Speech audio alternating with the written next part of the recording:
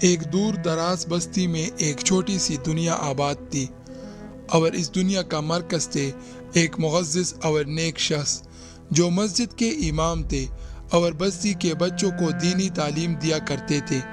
ان کی زندگی کا مقصد صرف امامت نہیں بلکہ لوگوں کی اصلاح اور تربیت تھا۔ وہ کسی بھی موقع کو ہاتھ سے جانے نہیں دیتے تھے جہاں وہ نیکی اور تقوی کی بات کر سکے۔ ان کا ایمان تھا کہ اگر ان کی تعلیم کی بدولت ایک بھی شخص جہنم کی آگ سے بچ کر جنت کی راہ پر کامز ہو گیا تو وہ دنیا اور آخرت میں کامیاب ہو جائیں گے۔ امام صاحب کی بیٹی ان کی اکلوتی اولاد تھی۔ بچپن ہی میں اس کی والدہ کا سایہ اس کے سر سے اٹھ چکا تھا۔ گھر میں کوئی بھائی یا بہن بھی نہ تھا، لہٰذا وہ اپنے والد کے ساتھ، جو اس کے لیے ماں اور باپ دونوں تھے، ایک بھرپور مگر سادہ زندگی گزار رہے تھے۔ والد اکثر اسے اپنے مرحوم بیوی کے بارے میں بتاتے تھے کہ وہ کتنی زیادہ قرآن مجید کی تلاوت اور مطالعہ کیا کرتی تھی۔ بچی کے لیے اس کی ماں کی یادیں صرف ان باتوں میں ہی زندہ تھی۔ وقت گزرتا رہا اور بیٹی کچھ بڑی ہو گئی۔ ایک دن امام صاحب کو ایک طویل سفر پر جانا پڑا۔ جانے سے پہلے انہوں نے بیٹی کے لیے گھر میں راشن، خوراک اور ضروریات کی ہر شے جمع کر دی۔ انہیں خدشہ تھا کہ سفر طویل ہو سکتا ہے اور وہ نہیں چاہتے تھے کہ ان کی غیر موجودگی میں بیٹی کو کسی پریشانی کا سامنا ہو۔ یہ اس لڑکی کی زندگی میں پہلا موقع تھا جب وہ اپنے والد سے اتنی طویل جدائی کا سامنا کر رہی تھی۔ امام صاحب سفر پر روانہ ہو گئے اور بیٹی کے لیے پیچھے ایک گہرا سناٹا چھوڑ گئے۔ بڑی مشکل سے دن، ہفتے اور پھر مہینے گزرے۔ لڑکی روز و شب اپنے والد کے واپسی کی دعا کرتی تھی، اور پھر وہ دن آیا جب دروازے پر دستک ہوئی اور اس نے اپنے والد کو اپنے سامنے پایا۔ اس کے لیے یہ منظر ایک خواب کی تکمیل سے کم نہ تھا۔ امام صاحب کی واپسی آنے کے بعد زندگی اپنے معمول کی ڈگر پر چلنے لگی۔ ہفتے مہینوں میں اور مہینے سالوں میں بدلتے گئے۔ ایک دن امام صاحب نے بیٹی کو اپنے پاس بلایا اور کچھ غیر معمولی انداز میں اس سے مخاطب ہوئے۔ بیٹی، انہوں نے نرمی سے کہا، میں ہمیشہ تمہارے لیے ایک صالح اور نیک ساتھی کی دعا کرتا ہوں جو تمہاری زندگی میں نور بھر دے۔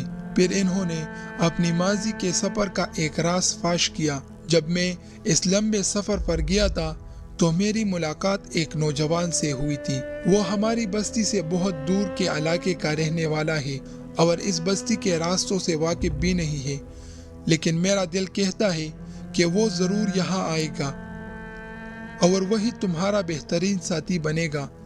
وہ ایک نہایت ایماندار اور نیک نوجوان ہے۔ سفر وسیلہ ظفر ہوتا ہے۔ انہوں نے اپنی بات جاری رکھی، اور میرے لیے یہ سفر ایک نیک شگون کا سبب بنا۔ امام صاحب نے پھر اس نوجوان سے ملاقات کا پورا واقعہ سنایا۔ سفر کے دوران میں ایک چھوٹے سے گاؤں میں گزر رہا تھا۔ وہاں مجھ سے ایک بہت قیمتی چیز کھو گئی۔ وہ ہار جو تمہاری والدہ کی آخری نشانی تھی، میرے پاس سے کہیں گر گیا۔ میں نے اسے ہر جگہ ڈھونڈا۔ میں بہت پریشان ہو گیا۔ اس پریشانی کی عالم میں وہی نوجوان ان کے پاس آیا۔ اس نے امام صاحب کی حالت دیکھ کر ان کی پریشانی کی وجہ پوچھی۔ پہلے تو امام صاحب خاموش رہے، لیکن نوجوان کے اصرار پر انہوں نے دل کا حال بیان کر دیا۔ نوجوان نے امام صاحب کا ہاتھ پکڑ کر ایک کچے سے گھر کی طرف لے گیا جس کا دروازہ بھی ٹھیک سے بند نہیں ہوتا تھا۔ اس نے امام صاحب کو پانی پلایا، کھانا کھلایا، اور پھر کمال یہ کیا کہ ایک برتن میں وہی قیمتی ہار لا کر ان کے سامنے رکھ دیا۔ اس عمل نے امام صاحب کو حیران کر دیا۔ انہوں نے نوجوان سے کہا، بیٹا، اگر تم یہ ہار مجھے واپس نہ کرتے تو تم پر کوئی الزام نہیں آتا۔ یہ ہار بہت قیمتی ہے۔ اگر تم اسے بیچ دیتے تو تمہیں بہت ساری رقم مل سکتی تھی اور تم اپنی کئی مشکلات دور کر سکتے تھے۔ نوجوان نے جواب دیا، جو کہ ایمان اور تقوی کا نچوڑ تھا، عمارت اور غربت تو اللہ کے ہاتھ میں ہے۔ نہ تو دنیا کے مال زیادہ ہونے سے کوئی امیر کہلاتا ہے اور نہ ہی مال کی کمی سے کوئی غریب۔ عمارت اور غربت کی اصل وجہ نیکی اور تقوی ہے۔ میں جانتا تھا کہ یہ ہار بہت قیمتی ہے اور اسے بیچ کر میری دنیا سنور سکتی تھی، لیکن یہ میرا نہیں تھا۔ جب میں نے اسے اٹھایا تو دل میں شیطان نے وسوسے بھی ڈالے کہ یہ تمہارا نصیب ہے، اسے رکھ لو، مگر میں نے اپنے دل میں یہ پکا ارادہ کر لیا کہ میں اسے اس کے اصلی مالک تک پہنچا کر ہی رہوں گا۔ امام صاحب کی آنکھوں میں نمی تھی، وہ سمجھ گئے کہ یہ معمولی نوجوان نہیں ہے۔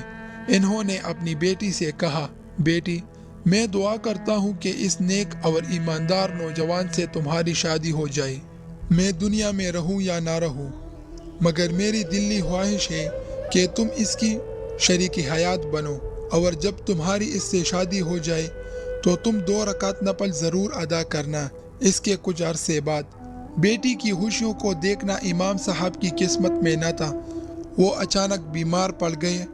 بہت علاج اور معالجے کے بعد بھی وہ اپنی بیٹی کو ہمیشہ کے لیے چھوڑ کر خالق حقیقی سے جا ملے۔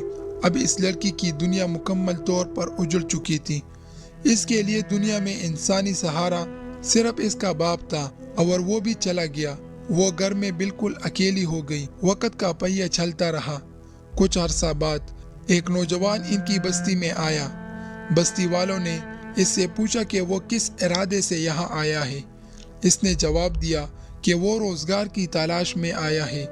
بستی والوں نے باہم مشورہ کیا کہ چونکہ امام صاحب فوت ہو چکے ہیں اور مسجد میں امامت کی جگہ خالی ہے، لہٰذا کیوں نہ اس نوجوان سے امامت اور بچوں کی دینی تعلیم دینے کی درخواست کی جائے۔ نوجوان فوراً راضی ہو گیا۔ اس نوجوان کی آمد سے مسجد پھر سے آباد ہو گئی، نمازیوں کی تعداد بڑھ گئی۔ جلد ہی بستی والوں نے مشورہ کیا کہ امام صاحب کی نیک بیٹی کا رشتہ اس نوجوان سے کر دیا جائے۔ نوجوان بھی نیک تھا اور لڑکی کی نیکی اور شرافت سے واقف ہو چکا تھا۔ دونوں کی رضامندی حاصل کی گئی اور شادی کی تیاریاں شروع ہو گئی۔ لڑکی کے دل میں ایک خیال بار بار آ رہا تھا، کیا یہ وہی نوجوان ہے جس کے بارے میں میرے ابو نے بتایا تھا؟ شادی کے دن لڑکی نے گلے میں وہی ہار پہنا جو اس کی ماں کی آخری نشانی تھی اور جسے اس کے والد نے سنبھال کر رکھا تھا۔ رخصتی کے وقت اس کی آنکھوں میں آنسو تھے کہ کاش اس کے ماں باپ آج زندہ ہوتے اور اپنے ہاتھوں سے اسے رخصت کرتے۔ جب شادی کے بعد نوجوان نے اپنی دلہن کے گلے میں وہ ہار دیکھا تو وہ حیران رہ گیا۔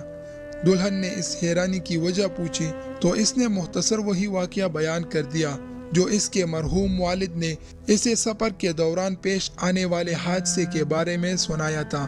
لڑکی کے لیے یہ لمحہ کسی معجزے سے کم نہ تھا۔ آج اس کے مرحوم باپ کی پیشن گوئی جو انہوں نے اس نوجوان سے شادی کے بارے میں کی تھی پوری ہو چکی تھی۔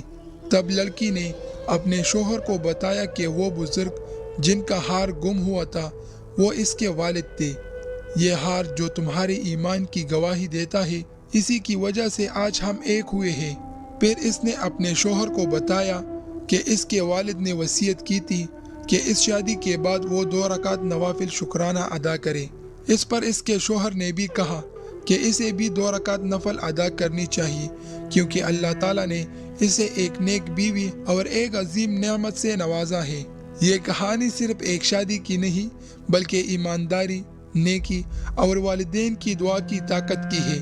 یہ ثابت کرتی ہے کہ دنیا کے سب سے بڑی دولت مال و زر نہیں بلکہ تقوی اور بہترین اخلاق ہے۔